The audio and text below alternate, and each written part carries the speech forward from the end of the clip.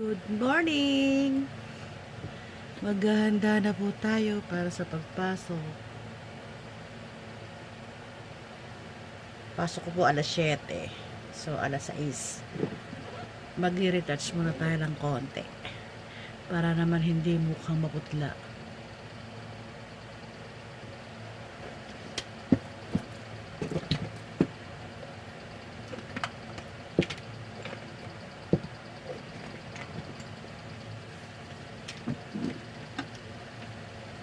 Ito nga po pala yung ginagamit ko sa mukha ko. Maganda siya. Ayan.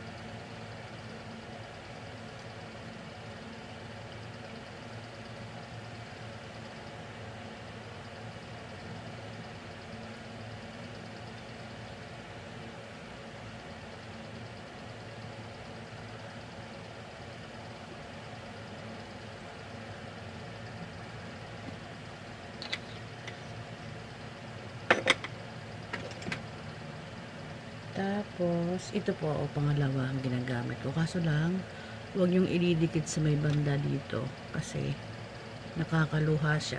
Hindi naman siya inaano. Nananakit ng mata. Optic. Kaya dito lang banda. Ano lang naman to, dagdag paganda sa mukha. Para medyo pumuti-puti at saka kuminis.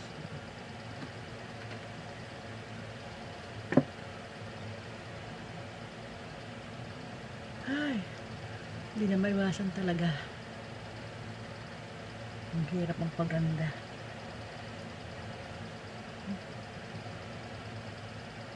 May puti ka na nga, may kulot ka pa, may eyebag ka pa.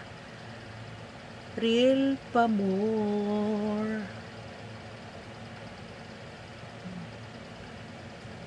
Sobrang laki ng eyebag ko. Tapos, maglagay tayo ng pampapula. Simple lang po yung mga ginagamit po, mga mumurahin lang yan. Kasi wala po tayong pambili ng mamahaling mga lipstick.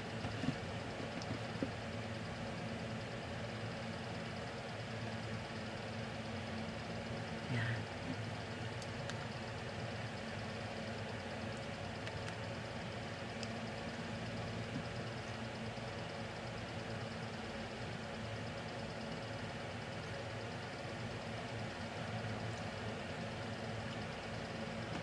Diba? Pula na. Tapos, maglagay tayo sa mukha ng ano ba nilalagay ko? Yan, magic lipstick. Yan. Heaven. Tagal-tagal na nito, hindi maubos. Lalagay ko lang dito. O, pag ganyan. Yan, yan. Tapos, gano'n nyo lang, konti. Pak. Ganda, o. Diba? Yan, kabila.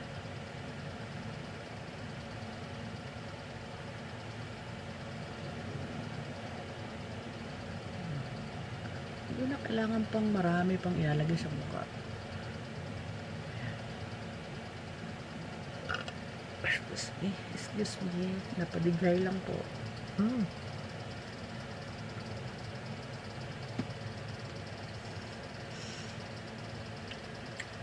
Tapos, kung gusto nyo pang mamula-mula pa ng konti, additional dyan lang. Pak. Pak.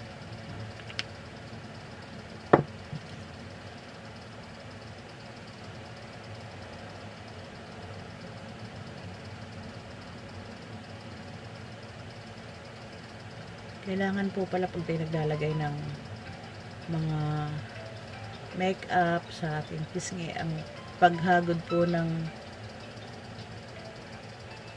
mga gagamitin natin lagi pong pa-up.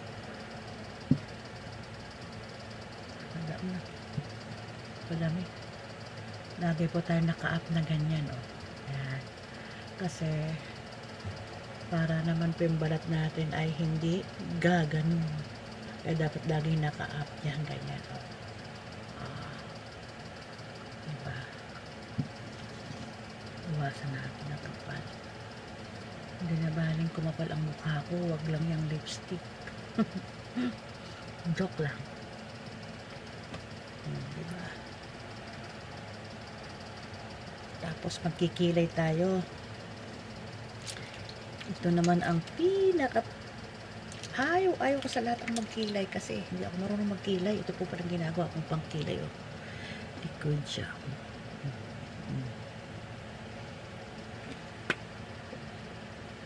Yan. Ilalagay ko po yan dito. Kunti lang.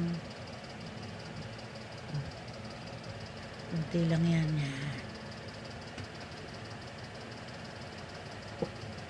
Tapos ito, pencil. Yan. Pencil po na ano to eh. Pakita ko pa sila.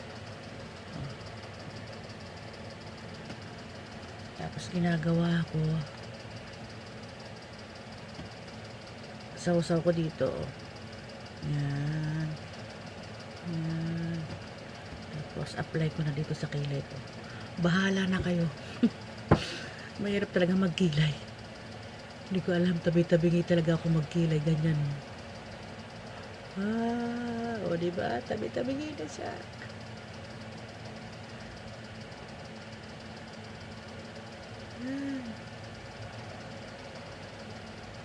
Kaya pag ako'y nagkikilay, bahala ka dyan. Masat may kilay. Kaano itsura niyan. Kasi ang hirap talaga magkilay kasi medyo malabo-labo na po ang mata ko eh. Kaya nahihirapan na ako magkilay. Yan.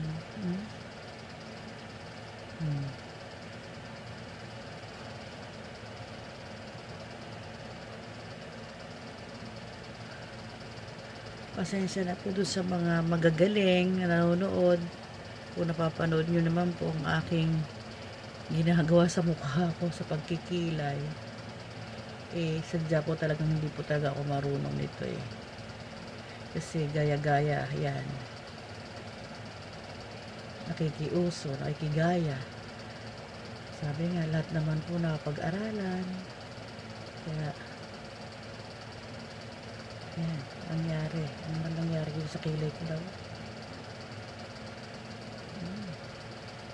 Pantay ba? Comment po kayo kung pantay ang kilay ko. Kung hindi.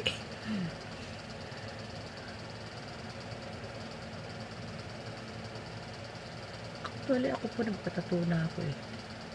Kaso lang, ang tattoo ko, 1986 pa. Hindi pa po ako nakapagpapatato uli. 1986 pa. Ilang taon na po ba ngayon? Year 2023 na. Di ang nipis-nipis niya na. Kaya ginagawa ko.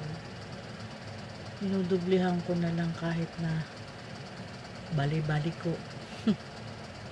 Kahit na bali-bali ko ang pagkikilay, okay lang yan. Ayan, diba? Kaysa walang kilay. Sige. Hagod. Taas, taas. Taas pa. Baba. Yan. Yan. Okay na. Kahit pa paano. Tapos, meron po tayong brush. Pabrushin natin. Para, yan yung brush na ginagamit ko. Meron po siya dito sa dulo. Kaso lang ayaw ko kasi masyadong malapad. Baka maging mukhang bakekang naman tong aking kilay. Yung nasubra, kung may sobra yan, ginagawa ko po yan. Nire-retouch ko pa rin yan dyan. O, ganyan, o. Ay, nako.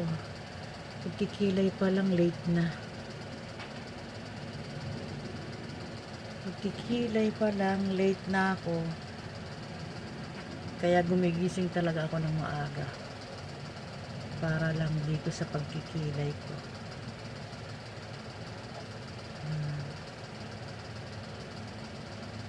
Ang hirap-hirap niyan kiigal.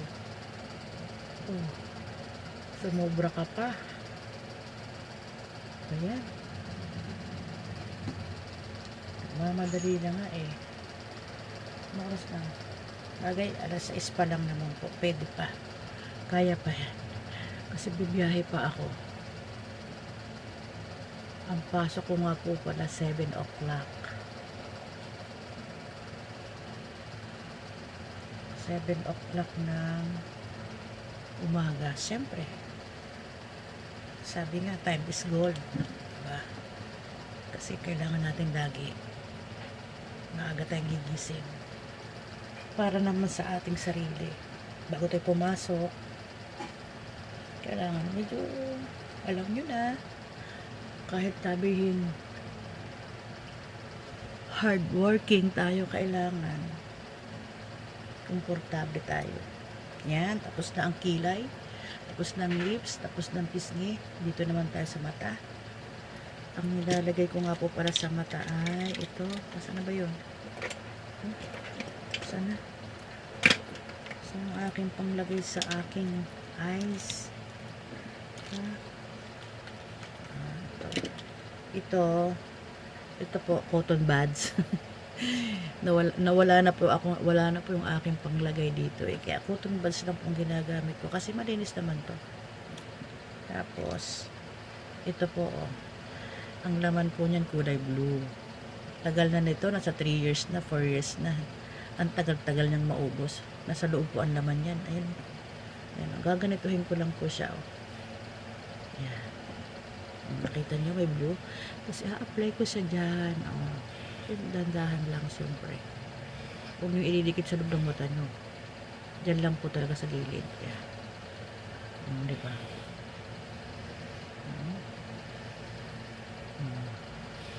Diba meron na? Tapos kung may lampas siya, medyo ganun-ganun nyo lang. Oh.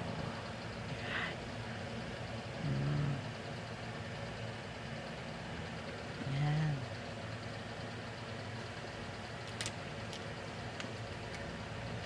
Tapos, siyempre, hindi kompleto kung walang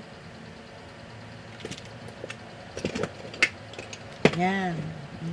Yan. Yan ang gamit ko. Tapos, ayan o. Yan lang gamit ko. Ang ubos na. Ang ilalagay po natin dito ay kulay. Ay, sorry. Kulay. Ito. Ito. Yan. Brasin natin. Tapos, lagay ko lang dito.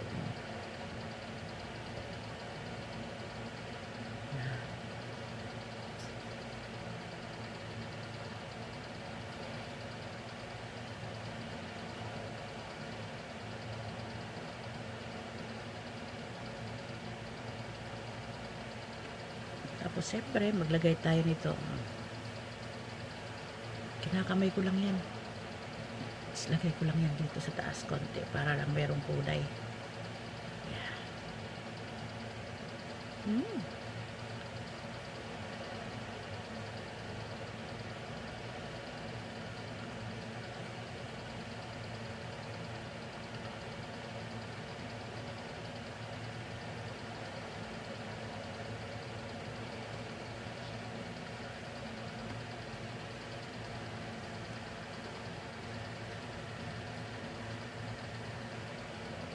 Yan.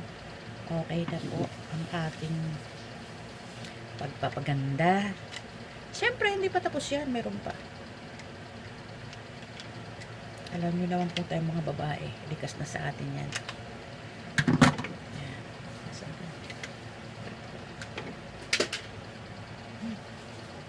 Ito. Tapos, ang ginamit ko pong powder ay yan. Oh, di ba? Simple lang. So, ilalagay natin dito. Yan, oh. Tapos, gagawin na natin ito. Gagamitin na natin to dito saan? Dito. Para ka lang nagbubudbud ng harina at tinapay. Oh. Di ba? Tapos, gagawin na nyo lang yan. Diba? Yan na.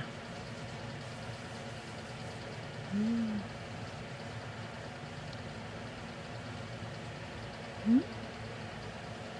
Yan.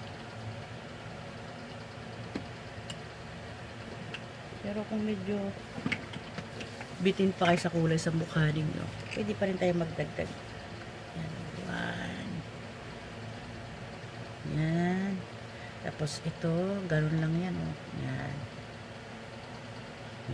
Tapos gagawin nyo lang, apply nyo lang dyan.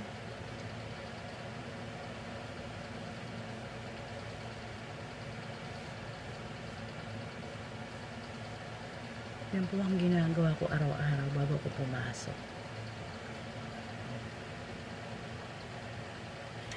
Tapos na. Okay na po ako sa mukha ko.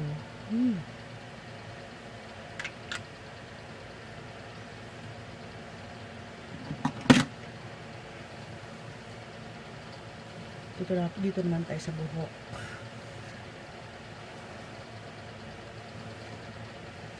Gusto ko sanang plantsahin yung buhok, kaso lang malilate na ako. Kasi may gagawin pa po ako eh. May gagawin pa po ako sa ano. Mag-aangkat ako ng yelo sa rep.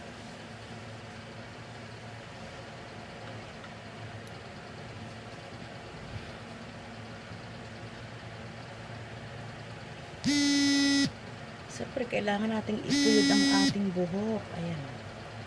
Kasi, hindi ko itutuyod kasi lumilipad. Baka mawala. Ay, joke. Lumilipad po kasi ang buhok. Kasi nagmumotor po ako eh. Kaya kailangan ko siyang itali. Para mas malinis at mas komportable. Salamat po sa panonood. Bye-bye!